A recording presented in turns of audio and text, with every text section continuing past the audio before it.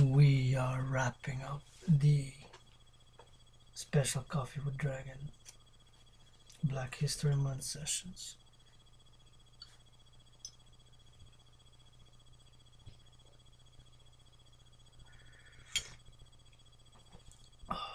February 11, 2019, according to some.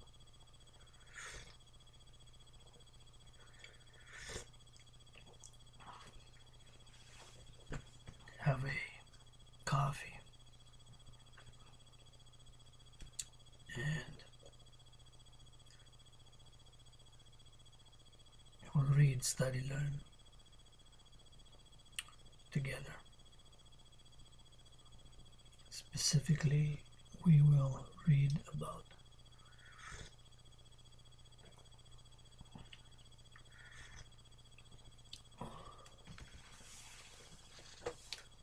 the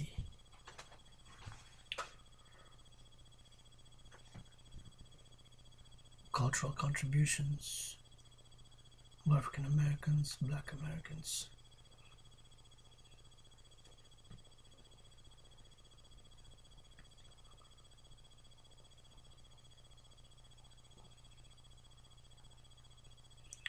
we'll Google Black American culture.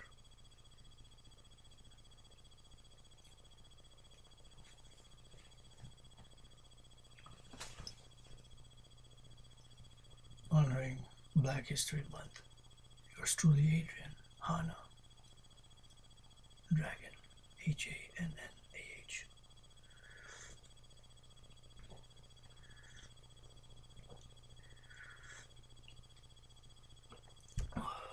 February 11th, 2019, third and final session, of which the sessions will be posted by February 18th, so in a week from now.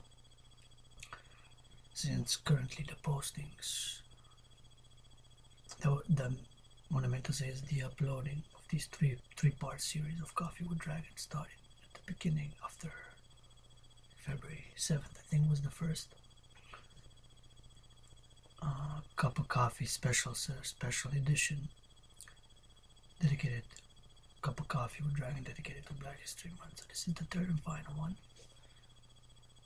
And now I'm gonna read and educate myself about specifically African American culture, also known as Black American culture.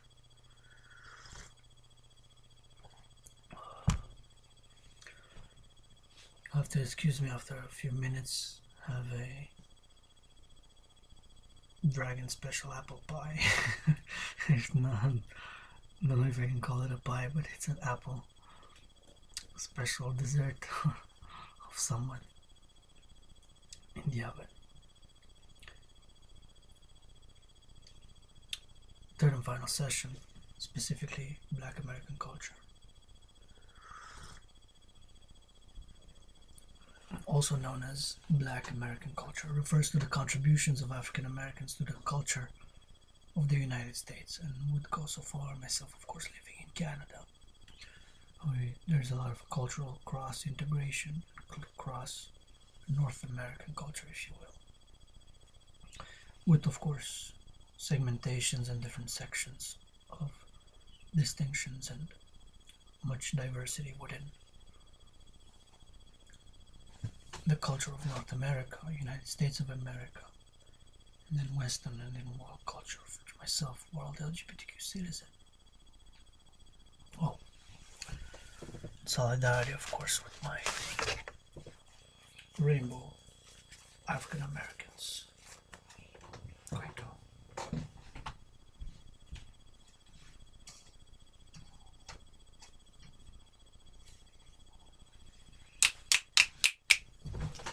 rainbow it up a bit.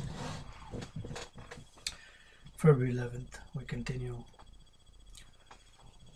the third and final part, that is dedication of the special series of Black History Month.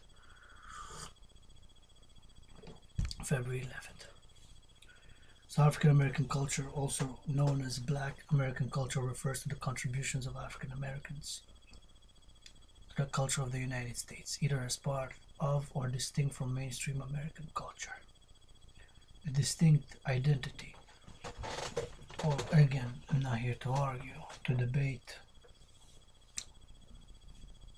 You can comment on my videos, but be constructive, be brotherly, be sisterly, be loving, be considerate. That I'm reading on Wikipedia and other sources from more or less official, with footnotes and what have you, from the internet.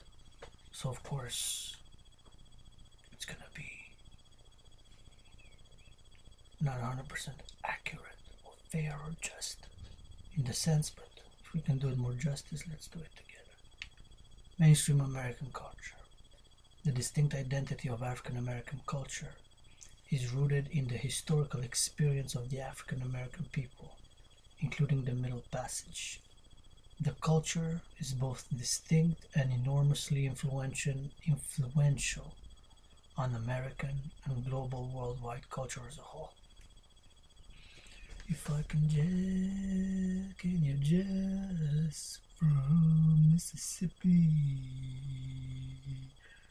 to Tel Aviv? Can you? Yes, you can, jazz. Love jazz music, by the way. We have in Hawk Island, also known as Montreal, we have an annual jazz festival.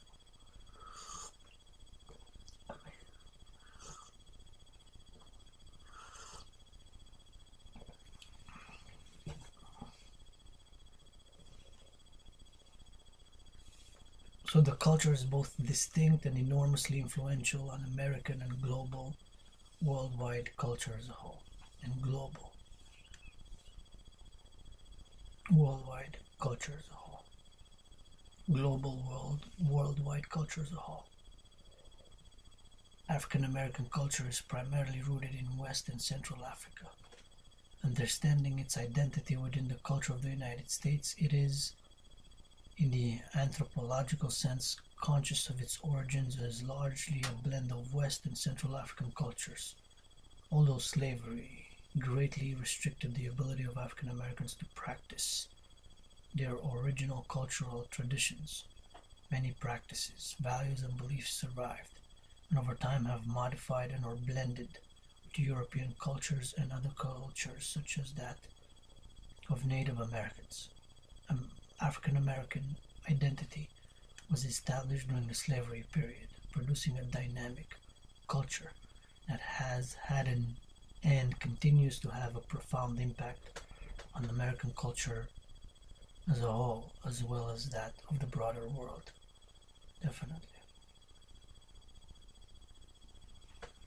This was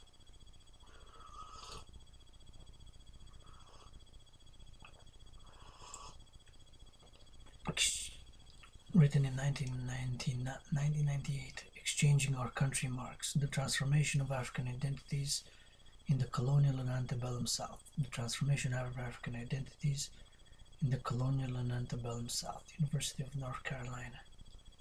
Elaborate rituals and ceremonies were a significant part of African Americans' ancestral culture. Many West African societies traditionally believed that spirits dwelt in their surrounding nature. From this disposition, D-I-S-P-O-S-I-T-I-O-N, disposition, they treated their environment with mindful care.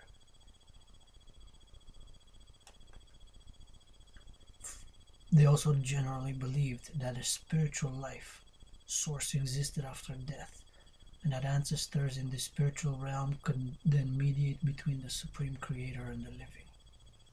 Honor and prayer were displayed to these ancient ones, the spirit of those past. West Africans also believed in spiritual possession.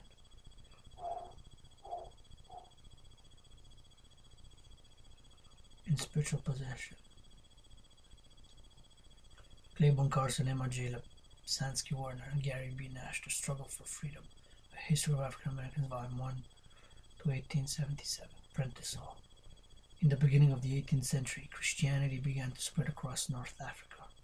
The shift in religion began displacing traditional African spiritual practices. The enslaved Africans brought this complex religious dynamic within their culture to America.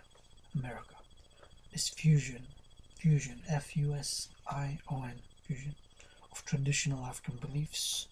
Christianity provided a common place for those practicing religion in Africa. After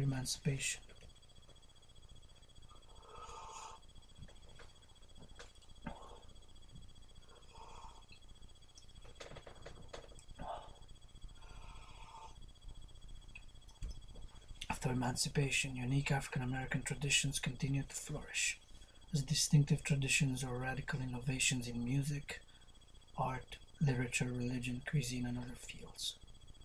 20th century sociologists such as Gunnar Myrdal, spelled Gunnarmyrdal,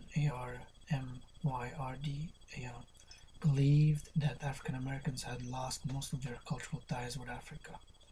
But anthropological field research by Melville Herskowitz and others demonstrated that there has been a continuum of African traditions among Africans of the diaspora.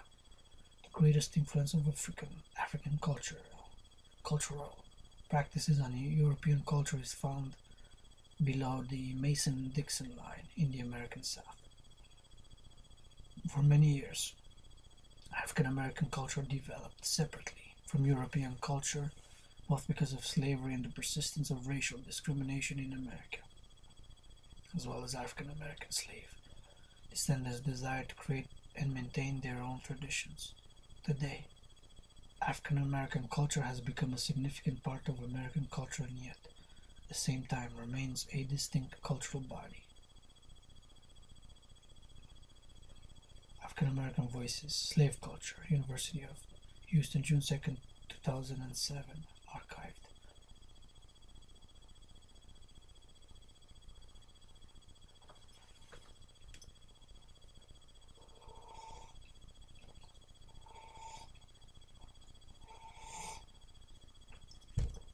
African American cultural history.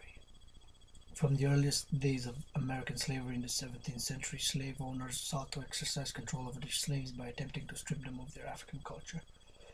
Physical isolation and societal marginalization of African slaves and later of their free progeny, however, facilitated the retention of significant elements of traditional culture among Africans in the New World generally, and in the United States in particular.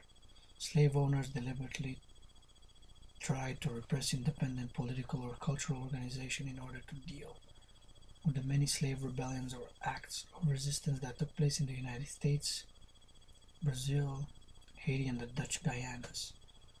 African cultures, slavery, slave rebellions, and the civil rights movement have shaped African American religious, familial, political, and economic behaviors. The imprint of Africa is evident in myriad of ways: politics, economics, language, music, hairstyles, fashion, dance, religion, cuisine, and worldview. In turn, African American culture has had a pervasive, transformative impact on many elements of mainstream American culture. The process of mutual creative exchange is called creolization.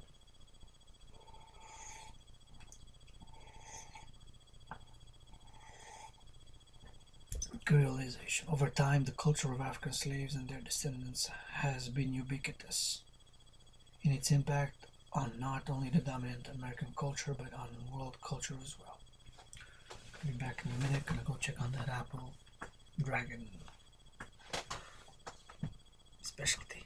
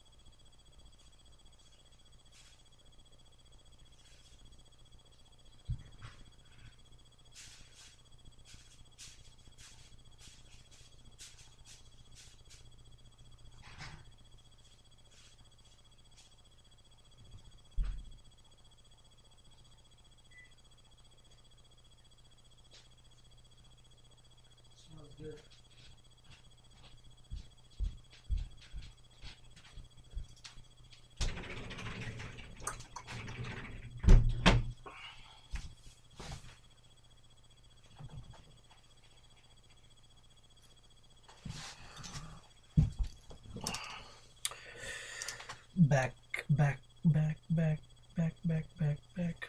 So,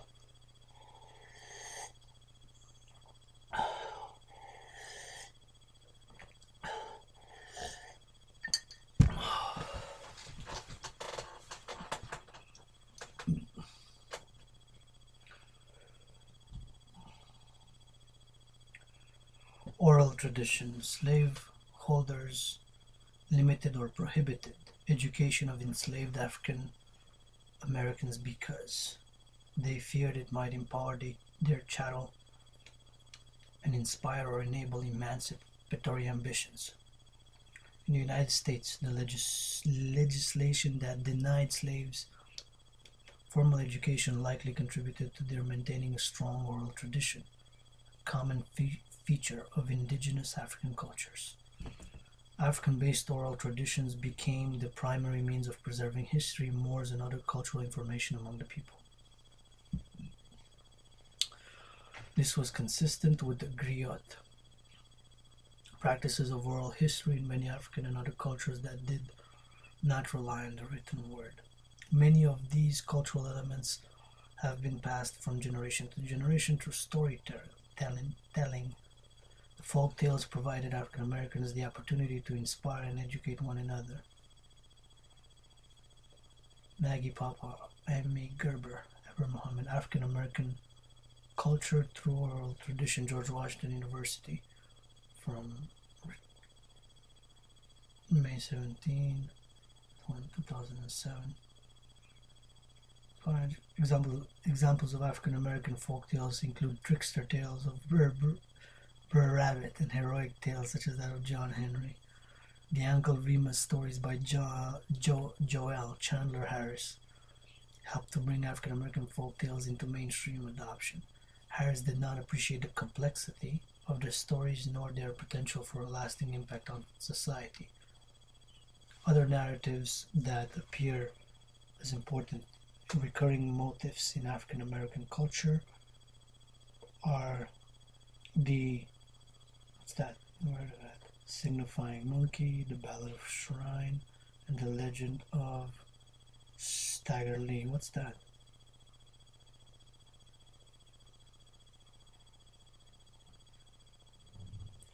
Oh, signifying monkey is a character of African American folklore that derives from the trickster figure of Yoruba mythology, Esu Gebara. This character was transported with Africans to the like a holy type of trickster, maybe like holy. This is pretty cool. I'm gonna read this because it's an important part. I think Africans so we understand it more. So the signifying monkey is a character of African American folklore that derives from the trickster figure of Yoruba mythology, Esu Legbara. This character was transported with Africans to the Americas under the names of Exu, Ekweluga, Papa Legba, and Papa Leba. Esu and his variants all serve as messengers. Yeah, there was something holy, spiritual to it. As messengers who mediated between the gods and men by means of tricks.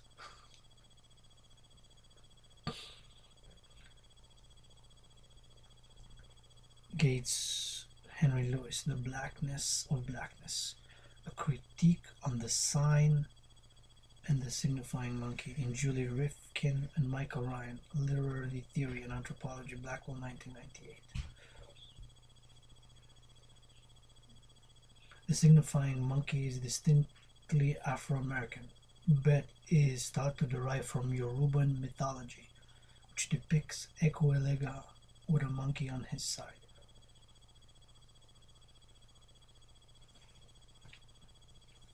Makes me think of the spiritual significance in the ancient Egyptian, right? With the depiction of the monkeys who were holy, seen as holy and intelligent tricksters, but also intelligence to them, and divinities. Numerous songs and narratives concern the signifying monkey and his interactions with his friends, the lion and the elephant. In general, the stories depict the signifying monkey insulting the lion, but claiming that he's only repeating the elephant's words. The lion then confronts the elephant, physically assaults the lion. The lion later realizes that the monkey has been signifying and has duped him, and returns angrily to castrate the monkey, rendering him unable to reproduce.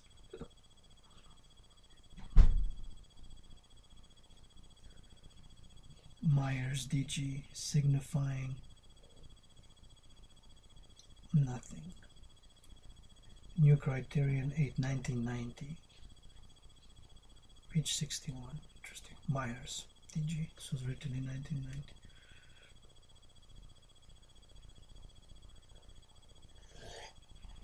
In popular culture, it has been used in a few movies. Or where is this? The legacy of the African American oral tradition manifests in diverse forms. African American preachers tend to perform rather than simply speak.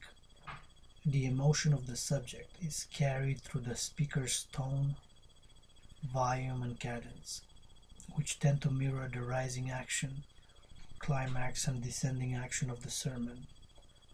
Often song, dance, verse, and structured pauses are placed throughout the sermon. Call and response is another pervasive element of the African American oral tradition. It manifests in worship, in what is commonly referred to as the Amen Corner. In direct it's cool. In direct contrast to recent tradition in other American and Western cultures, it is an acceptable and common audience reaction to interrupt and affirm the speaker.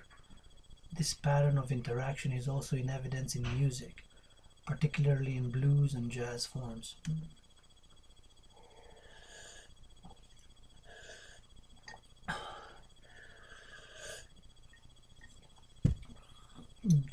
Jazz forms. Hyperbolic and provocative, even incendiary. Rhetoric is another aspect of African American oral tradition, often evident in the pulpit in a tradition sometimes referred to as prophetic speech. This comes from a citation from Fabre and O'Malley, page 19 to 44. Modernity and migration of black communities to the north has had a history of placing strain on the retention of black cultural practices and tradition. The urban and radically different spaces in which black culture was being produced raised fears in anthropologists and sociologists that southern black folk aspect of black popular culture were at risk of being lost in history. The study over the fear of losing black popular cultural roots from the South have a topic of interest to many anthropologists, who among them include Zora Neale, Neale, Hurston, through her extensive studies of Southern folklore and cultural practices. Hurston has claimed that the popular Southern folklore traditions and practices are not dying off. Instead, they are evolving, developing, and recreating themselves in different regions. Wow. Dunbury, Black Regions of the Imagination, African American Writers Between the Nation and the World, Temple University. Other aspects of African American oral tradition include the dozens, signifying trash talk, rhyming, trash talk. How is it defined here? Let's see. Trash talk is a form of insult usually found in sports events. Oh yeah, what a revelation, 13-3, right? Patriots and Rams. And they were trash talking. Everybody was trash talking Tom Brady. Who knows what they were saying? Also, that got censored, but he was too old, right? So almost 42, right? It's 41. So he was the oldest, in fact. Whoever won as a quarterback, a winning quarterback, he broke the record. He was the oldest winning quarterback. Although they won also another record breaker, with the lowest ever score in a Super Bowl. Hell of a revelation, 13-3. And he also had the oldest coach to ever win a Super Bowl, 66 years old. So they got trash talked a lot. So trash talk is a form of insult usually found in sports events, although it is not exclusive to just sports or similar characterized events. It is often used to intimidate the opposition, but can also be used in a humorous spirit.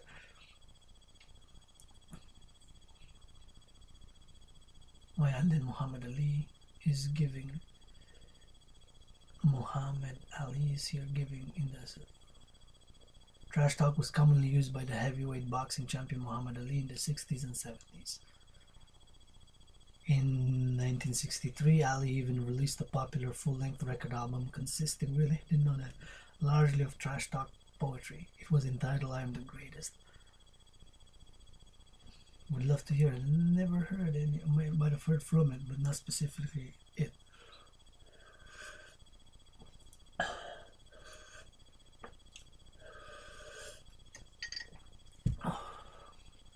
Rhyming, semantic inversion, word,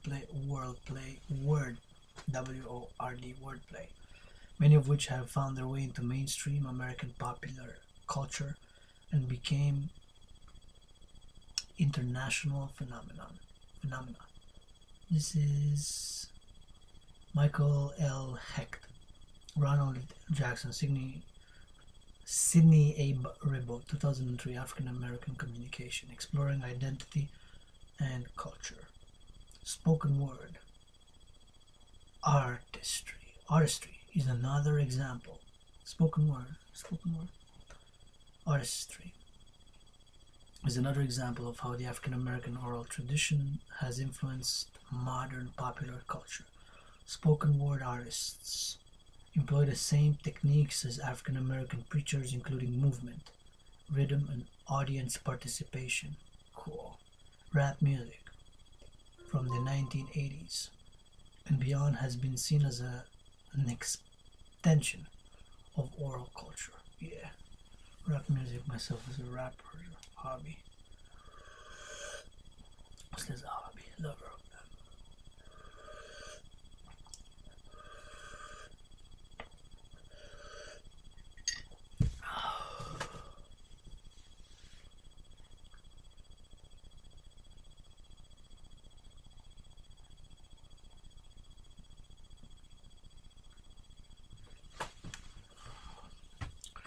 The first major public recognition of African American culture occurred during the Harlem Renaissance, pioneered by Alan Locke. In the 1920s and 1930s, African American music, literature, and art gained wide notice. Authors such as Zora Neale Hurston and Nella Larson, and poets such as Langston Hughes, Claude McKay, and County McCullen wrote works describing the African American experience. Jazz, swing, blues, no soul, where's soul music? Where's soul music? Where's my soul? Love jazz, love swing, but between jazz, blues, and swing, pretty much jazz, soul music. And other musical forms entered American popular music. But sure, there's no mention of soul music. I guess they put it in blues and jazz and swing like soul is. What do you think? Anyway, jazz, swing, blues, and other musical forms entered American popular music. African American artists such as William H. Johnson and Palmer Hayden, H.a.dragan, created unique works of art featuring African Americans. The Harlem Renaissance was also a time of increased political involvement for African Americans. Among the notable African American political movements founded in the early 20th century are the Universal Negro Improvement Association and the National Association for the Advancement of Colored People. The Nation of Islam, a notable quasi-Islamic religious movement, also began in the early 1930s.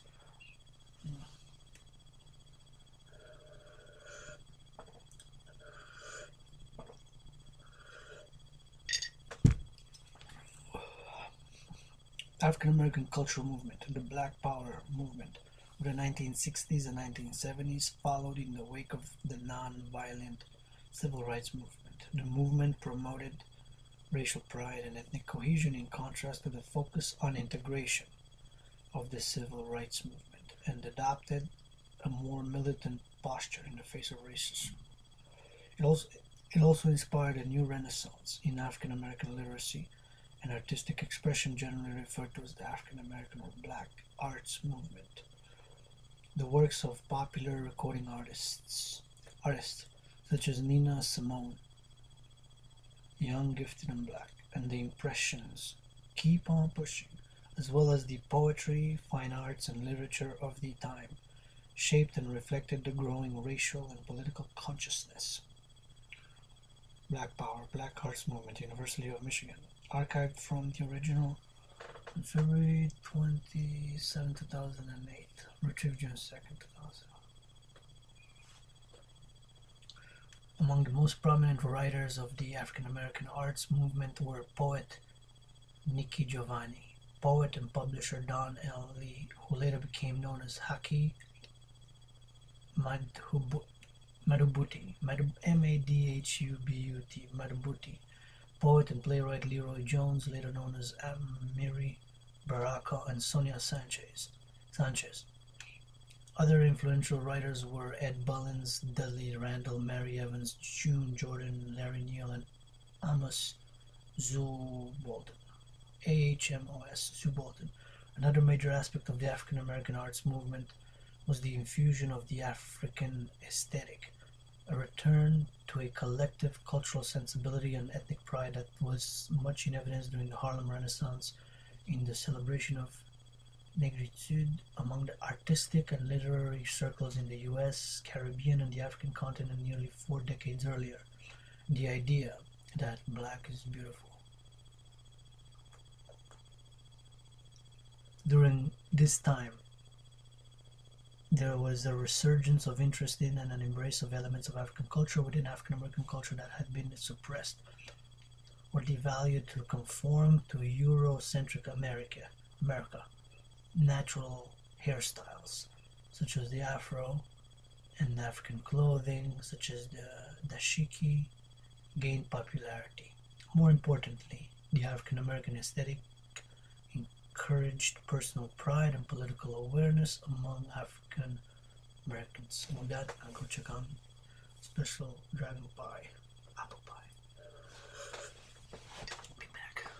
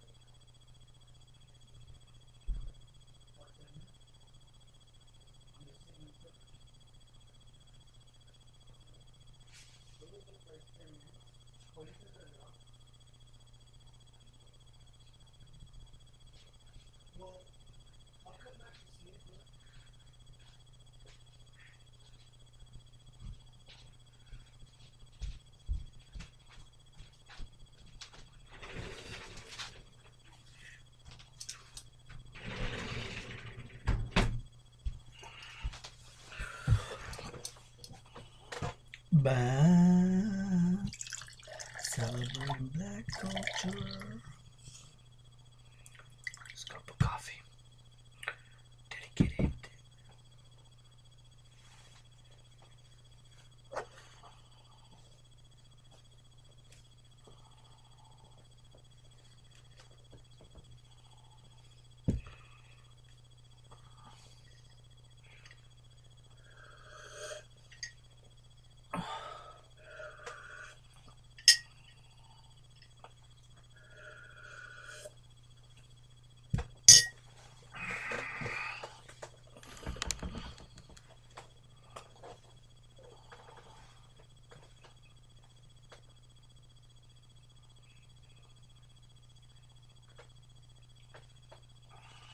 Music. African American music is rooted in the typically polyrhythmic music of the ethnic groups of Africa, specifically those in the Western, Sahelian, and Sub-Saharan regions. African oral traditions, nurtured in slavery, encouraged the use encouraged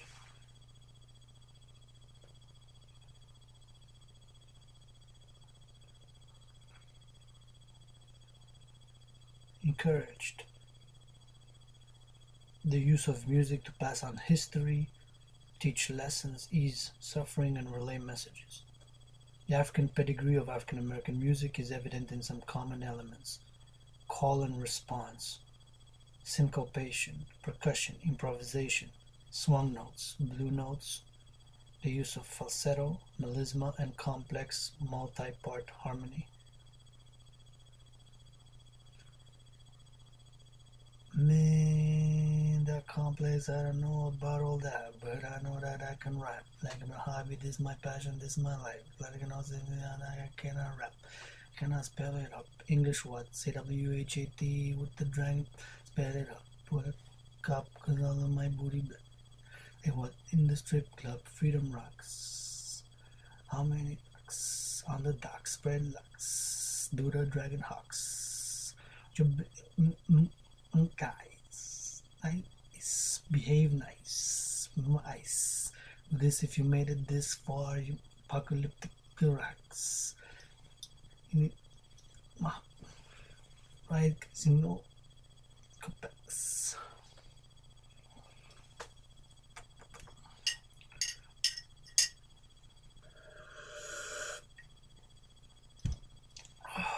During slavery, Africans in America blended traditional European hymns, that's Hymns, an hymn, with African elements to create spirituals. Hey, that sounds cool.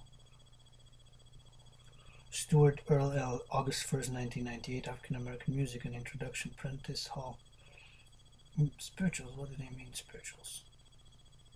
Spirituals, or Negro spirituals, are generally Christian songs that were created by African Americans. Cool. Well, I'm not personally a Christian, but I believe in my version of Jesus, the Rabbi, Mary Magdalene, priestess. Okay, yeah. Many African Americans sing "Lift Every Voice and Sing" in addition to the American national anthem.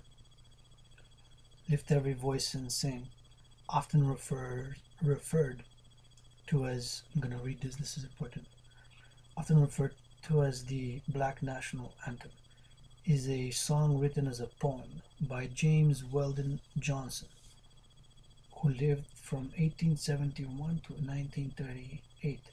In 1900, he wrote it in 1900, 1900, and set to music by his brother, John Rosamond Johnson, in 1905. Interesting. Lift Every Voice and Sing was publicly performed first as a poem as part of a celebration of Abraham Lincoln's birthday by Johnson's brother John. Interesting. In 1919, the Nash, we're learning Black history, my baby.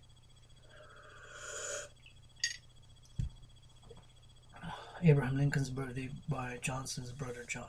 In 1919, the National Association for the Advancement of Colored People, NAACP, dubbed it the Negro National Anthem for its power in voicing a cry for liberation and affirmation for African American people. Wow.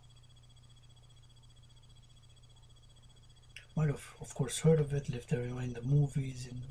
What is a movie with Denzel Washington, right? One of my favorite actors, but of course, Forrest Whitaker is African American actors. My favorite, personally. That's just whatever. But yeah. But see, I didn't know the deepness and the profound that it was based on a poem. See, you're learning. Can't get bored. There's so many things to learn. Right? If you have the will for it. For its power in voicing a cry for liberation and affirmation for African American people. 1939, Augusta Savage received a commission from the New York World's Fair and created a 16-foot 5 millimeter plaster sculpture called Lift Every Voice and Sing, which was destroyed by bulldozers. Yeah, at the close of the fair. That's not cool. In Maya Angelou's 1969 autobiography, I Know Why the Caged Bird Sings, the song is sung by the audience and students at Maya's 8th grade graduation after a white school official dashes the educational aspirations of her class.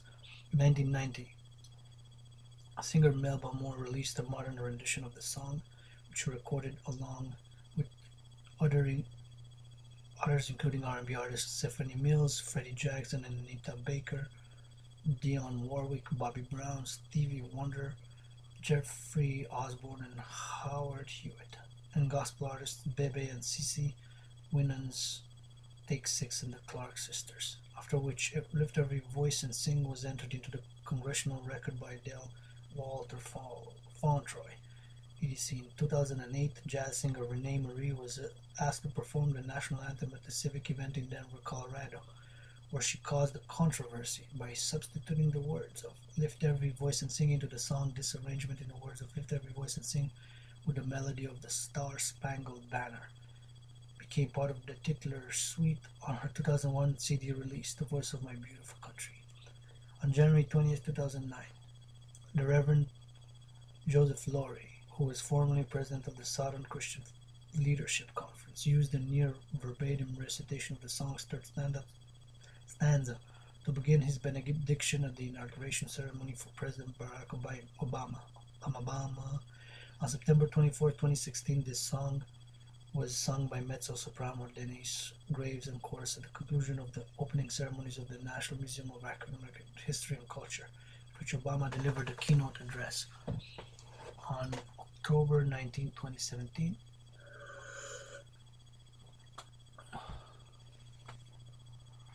October 19, 2017, when white nationalist leader Richard Spencer, heard of that guy, spoke at the University of Florida. The university's Carrie Lyons played Lift Every Voice and Sing to convey a message of unity. Cool. Yeah. On April 14, 2018, Beyonce included the song in the set list of her concert at the Coachella Valley Music and Arts Festival. Coachella. Yeah. April 14, Beyonce. That's the last one. We're learning. So many African Americans sing Lift Every Voice and Sing in addition to the American national anthem, the Star Spangled Banner, or in lieu of it. Written by James Weldon Johnson and John Redmond Johnson in 1900 to be performed for the birthday of Abraham Lincoln. The song was and continues to be a popular way for African Americans to recall past struggles and express ethnic solidarity, faith, and hope for the future. The song was adopted as the Negro National Anthem by the NAACP in 1919. Many African American children are taught the song at school, church, or by their families. Lift Every Voice and Sing traditionally is sung immediately following or instead of the Star Spangled Banner at events hosted by African American churches, schools, and other organizations. Lift Every Voice is 100 years old. General Board of Discipleship. In the 19th century, as a result of the blackface minstrel show, African American music entered mainstream American society. By the early 20th century, several musical forms with origins in the African American community had transformed American popular music. Aided by the technological innovations of radio and phonograph records, ragtime, jazz, blues, and swing also became popular overseas, and the 1920s became known as the Jazz Age. The Jazz Age.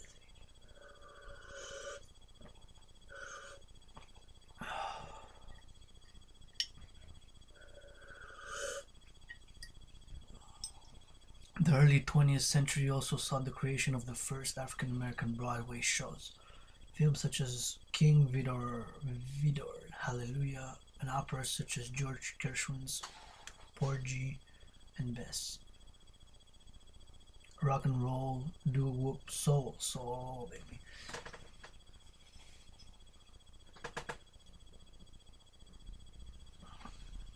and R&B developed in the mid-20th century. These genres became very popular in white audiences and were influences for other genres such as surf. surf. During the 1970s, the dozens an urban African American tradition of using rhyming slang to put down one's enemies or friends, and the West Indian tradition of toasting developed into a new form of music. In the South Bronx, the half-speaking, half-singing rhythmic street talk of rapping grew into the hugely successful cultural force known as hip-hop.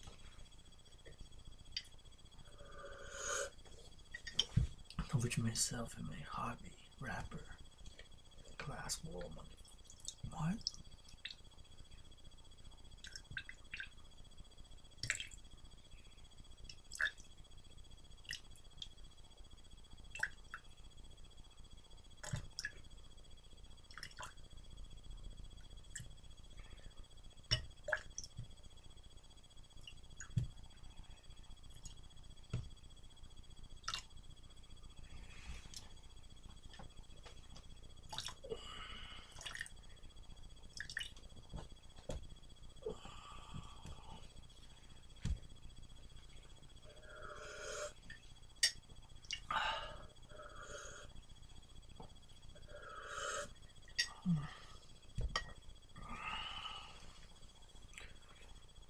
This hugely successful cultural force known as hip hop, aka rap.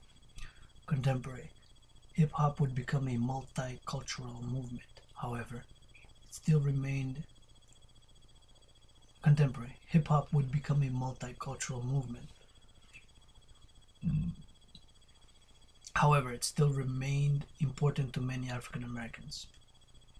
The African American cultural movement of the 1960s and 1970s also fueled the growth of funk. Funk, F-U-N-K. Funk's cool, it's alright.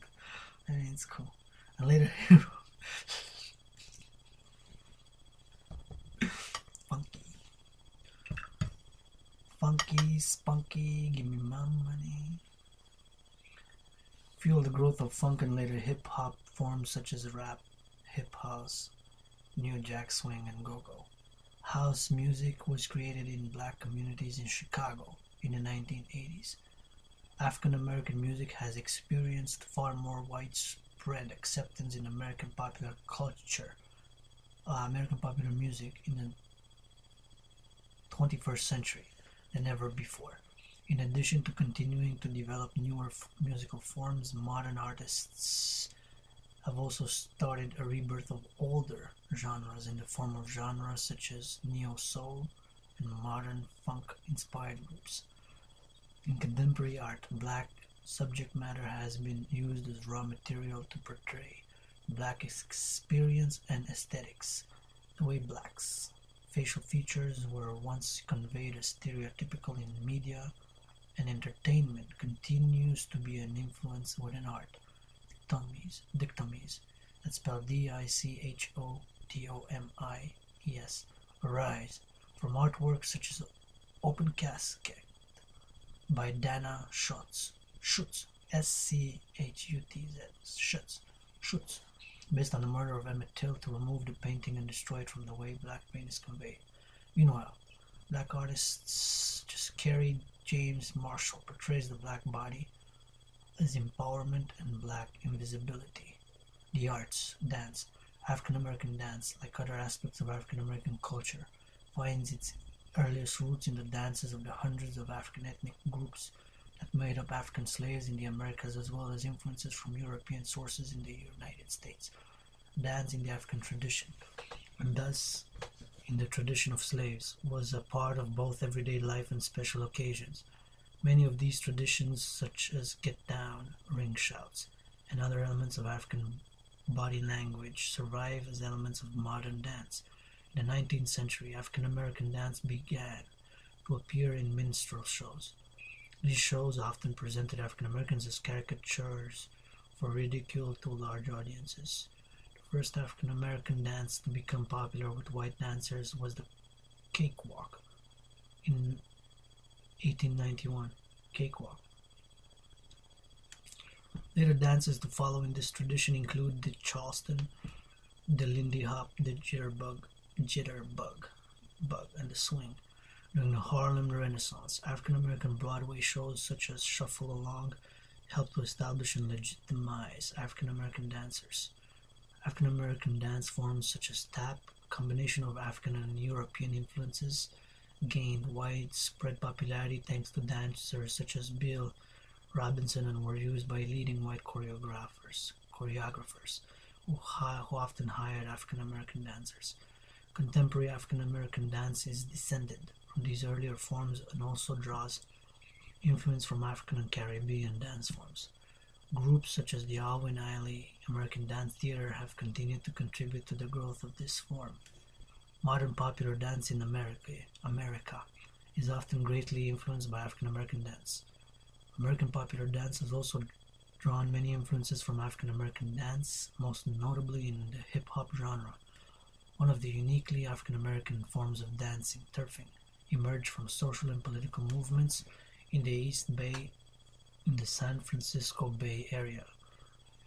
San Francisco is my second favorite city after Hawk Island, aka Montreal, from where I'm studying, learning, and dedicating this cup of coffee with Dragon for Black History Month. Turfing is a hood dance and a response to the loss of African American lives, police brutality, and race relations in Oakland, California. The dance is an expression of blackness and one that integrates concepts of solidarity, social support, peace, and the discourse of the state of black people in our current social structures. Wow.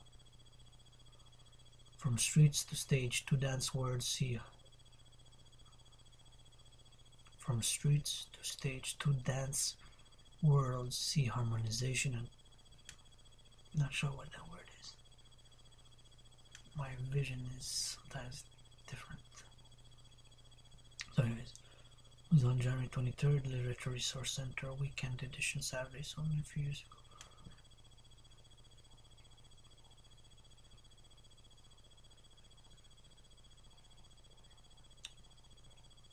Sims Renee, Immortal Dance in the Age of Michael Brown, Southeast Review, 2017.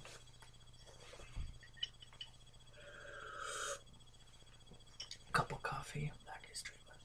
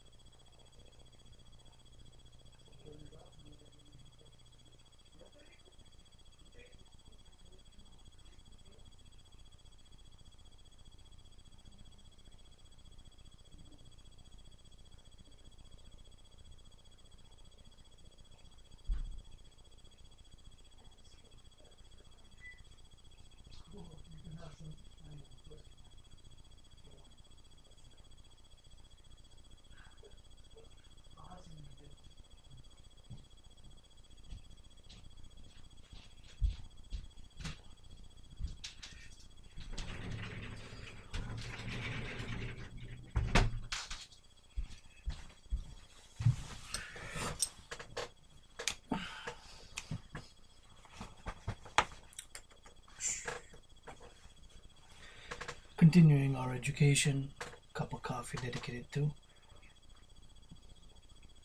Black History Month, my black brothers and sisters. And now we will continue with art. From its early origins in slave communities through the end of the 20th century, African American art has made a vital contribution to the art of the United States. During the period between the 17th century and the early 19th century, art took the form of small drums, quilts, wrought iron figures, and ceramic vessels in the southern United States. These artifacts have similarities with comparable crafts in West and Central Africa. In contrast, African American artisans, like the New England-based engraver Scipio Moorhead and the Baltimore portrait painter Joshua Johnson, created art that was conceived in a thoroughly Western European fashion. During the 19th century, Harriet Powers made quilts in rural Georgia, Atlanta, where the Super Bowl happened. Atlanta, Revelation 13:3. Rural Georgia, United States, that are now considered among the finest examples of 19th century Southern quilting.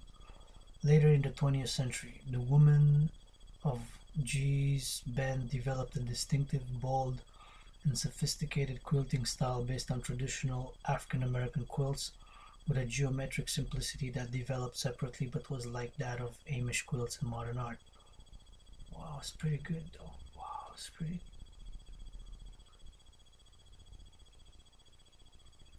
Midnight Golfer by Eugene Martin is shown here, mixed media collage on rag paper. Midnight Golfer.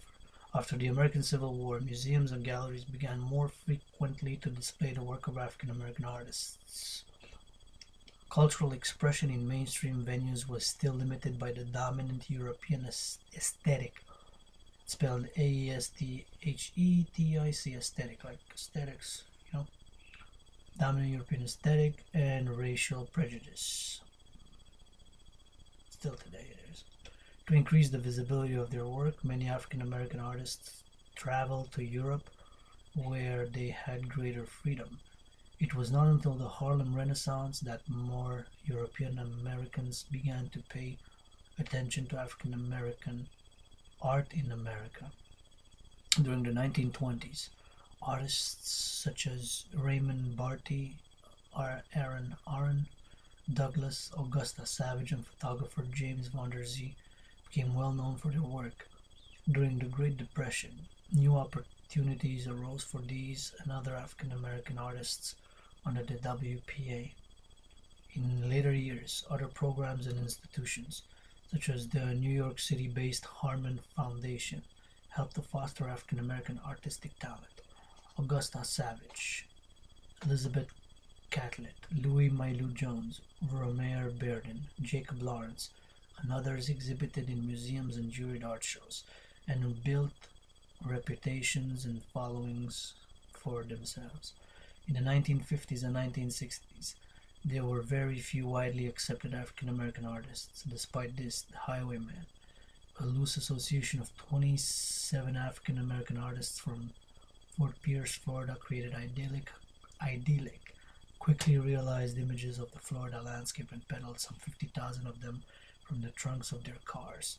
They sold their art directly to the public rather than through galleries and art agents, thus receiving the name the Highwaymen. Rediscovered in the mid-1990s, today they are recognized as an important part of American folk history. Their artwork is widely collected by enthusiasts, and original pieces can easily fetch thousands of dollars in auctions and sales.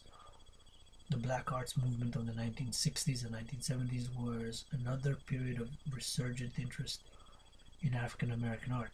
During this period, several African American artists gained national prominence, among them Lou Stowell, Ed Love, Charles White, and Jeff Donaldson. Donaldson and a group of African American artists formed the Afrocentric collective Africobra, which remains in existence today. The sculptor Martin Poirier, whose work has been acclaimed for years, was being honored with a 30-year retrospective of his work at the Museum of Modern Art in New York in November 2007. Notable contemporary African American artists include Willie Cole, David Hammonds, Eugene J. Martin, Mose Tolliver, Reynold Ruffins, the late William Tolliver, and Kara Walker. Kara, K-A-R-A Walker. Literature. African American literature has its roots in the oral traditions of African slaves in America. The slaves used stories and fables in much the same way as they used music. These stories influenced the earliest African American writers and poets in the 18th century, such as Phyllis Wheatley and Olaudah Equiano. These authors reached early high points by telling slave narratives. During the early 20th century Harlem Renaissance, numerous authors and poets, such as Langston Hughes, W. E. Du Bois, and Booker B-O-O-K-E-R-T Washington, grappled with how to respond to discrimination in America. Authors during the Civil Rights Movement, such as Richard Wright, James Baldwin, and Gwendolyn Brooks, wrote about issues of racial segregation, oppression, and other aspects of African American life. This tradition continues today with authors who have been accepted as an integral part of American literature. Works such as Roots, The Saga of an American Family by Alex Haley, The Color Purple by Alice Walker, Beloved by Nobel Prize-winning Toni Morrison, and fiction works by Octavia Butler and Walter Mosley. Such works have achieved both best-selling and are award-winning status. Museum. The African American Museum movement emerged during the 1950s and 1960s to preserve the heritage of the African American experience and to ensure its proper interpretation in American history. Museums devoted to African American history are found in many African American neighborhoods. Institutions such as the African American Museum and Library of Oakland, the African American Museum in Cleveland, and the Natchez Museum of African American History and Culture were created by African Americans to teach and investigate cultural history that, until recent decades, was primarily preserved through oral traditions. Other prominent museums include Chicago's DuSable Museum of African American History and the National Museum of African American History and Culture, established in 2003 as part of the Smithsonian Institution in Washington, D.C. Language. Generations of hardships imposed on the African American community created distinctive language patterns. Slave owners often intentionally mixed people who spoke different African languages to discourage communication in any language other than English. This, combined with prohibitions against education, led to the development of pidgins, simplified mixtures of two or more languages that speakers of different languages could use to communicate. Examples of pidgins that fully became developed languages include Creole, common to Louisiana, and Gula, common to the Sea Islands off the coast of South Carolina and Georgia. African American Vernacular English is a variety, dialect, ethnolect, and sociolect of the American English language, closely associated with the speech of but not exclusive to African Americans. While AVE is academically considered a legitimate dialect because of its logical structure, some of both whites and African Americans consider it slang or the result of a poor command of standard American English. Many African Americans who were born outside the American South still speak with hints of AAV or Southern dialect. Inner city African American children who are isolated by speaking only AAVE sometimes have more difficulty with standardized testing and, after school, moving to the mainstream world for work.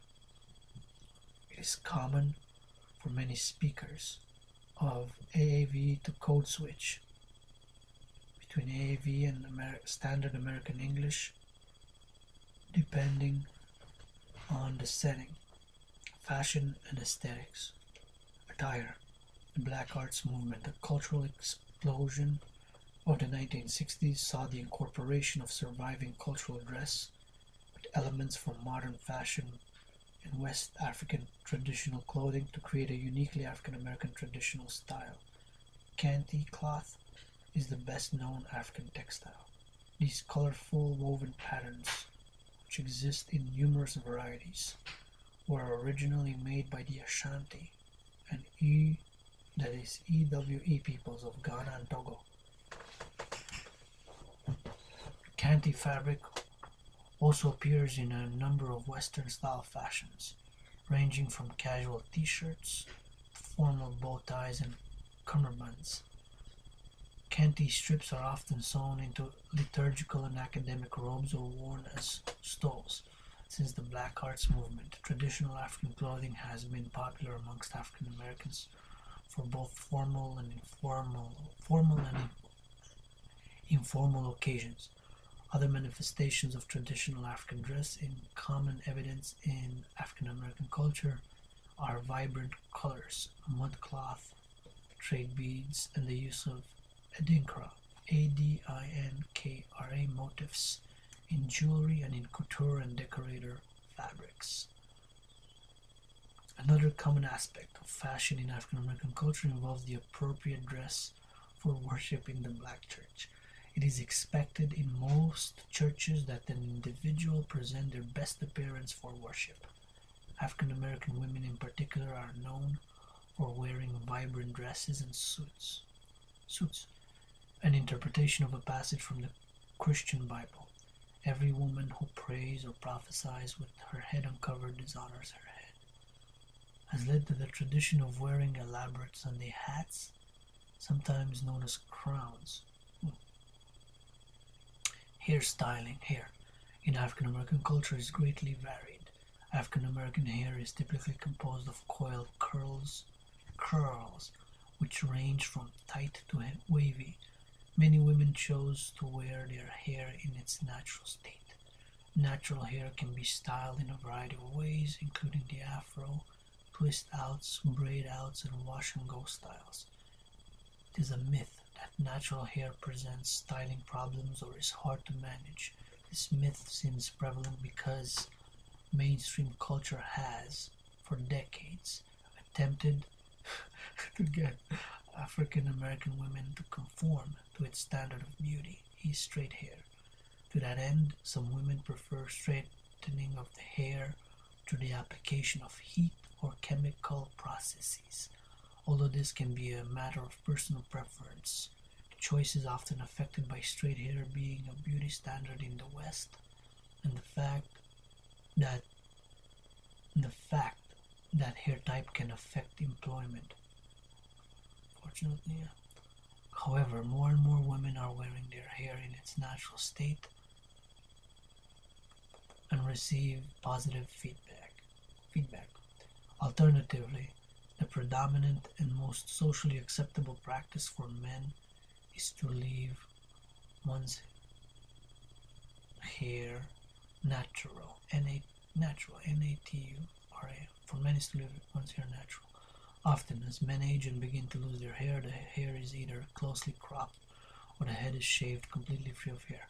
However, since the 1960s, natural hairstyles such as the afro braids, waves, fades, and the dreadlocks have been growing in popularity, despite their association with radical political movements and their vast difference from mainstream Western hairstyles. Styles have attained considerable but certainly limited social acceptance. Maintaining facial hair is more prevalent among African American men than in other male populations in the US. In fact, the soul patch is so named because African American men, particularly jazz musicians, popularized the style. The preference for facial hair among African American men is due partly to personal taste, but also because they are more prone than other ethnic groups to develop a condition known as pseudophilic barbe, commonly referred to as razor bumps. Many prefer not to shave. Body image. European Americans have sometimes appropriated different hair braiding techniques and other forms of African American hair. There are also individuals and groups who are working towards raising the standing of the African aesthetic among African Americans and internationally as well. This includes efforts towards promoting as models those with clearly defined African features, the mainstream of natural hairstyles, and in women fuller, more voluptuous body types. While African Americans practice a number of religions, Protestant Christianity is by far the most prevalent. Additionally, 14% of Muslims in the United States and Canada are black. There's a picture of, it's a baptism. Okay, it's a baptism? Yeah. Picture of a baptism in New Bern, North Carolina. The religious institutions of African American Christians commonly are referred to collectively as the Black Church. During slavery, many slaves were stripped of their African belief systems and typically denied free religious practice, forced to become Christian. Slaves managed, however, to hang on to some practices by integrating them into Christian worship in secret meetings. These practices including dance. Thank goodness, dance. Mary Magdalene and Jesus danced a lot. It's not written in the Bible. Shouts, African rhythms, and enthusiastic singing remain a large part of worship in the African American church. African American churches taught that all people were equal in God's eyes and viewed the doctrine of obedience to one's master, taught in white churches as hypocritical. It accepted and propagated internal hierarchies and support for corporeal punishment of children, among other things. Instead, the African American church focused on the message of equality and hopes for a better future. Before and after emancipation, racial segregation in America prompted the development of organized African American denominations. First of these was the AME Church, founded by Richard Allen in 1787. After the Civil War, the merger of three smaller Baptist groups formed the National Baptist Convention. This organization is the largest African American Christian denomination and the second largest Baptist denomination in the United States. An African American church is not necessarily a separate denomination. Several predominantly African American churches exist as members of predominantly white denominations. African American churches have served to provide African American people with leadership positions and opportunities to organize that were denied in mainstream American society. Because of this, African American pastors became the bridge between the African American and European American communities and thus played a crucial role in the civil rights movement. Like many Christians, African American Christians sometimes participate in or attend a Christmas play, Black Nativity by Larry's retelling of the classic nativity story with a gospel music. Productions can be found in African American theaters and churches all over America. Then Islam.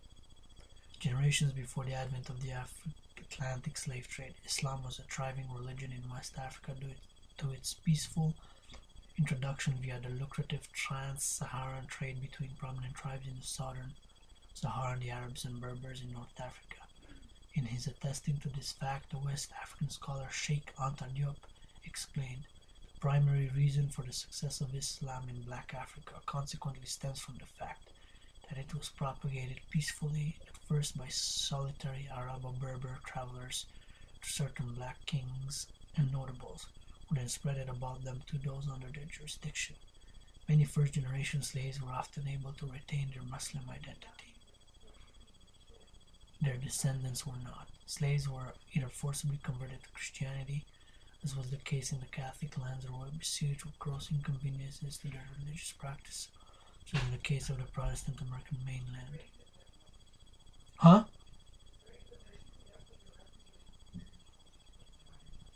Oh, thanks. It's very good, you said?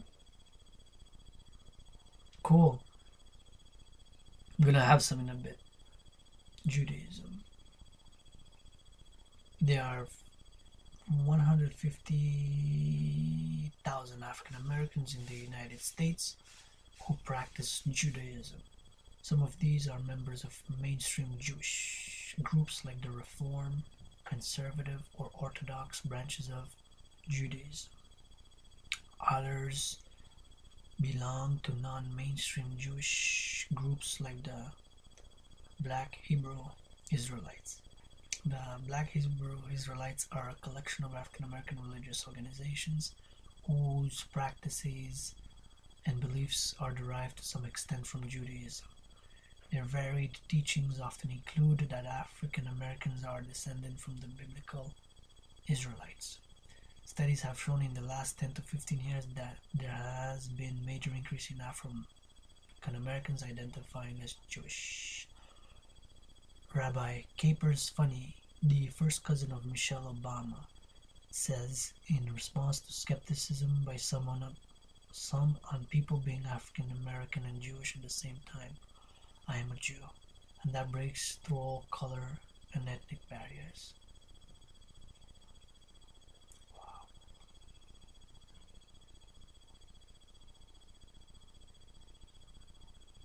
Yeah.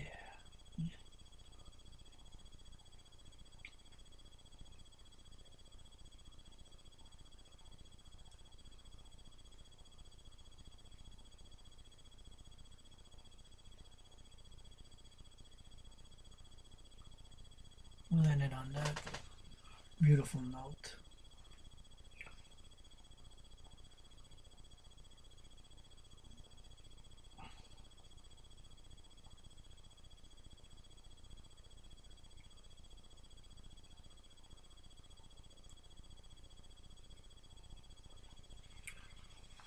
Black History Month, Coffee with Dragon dedicated.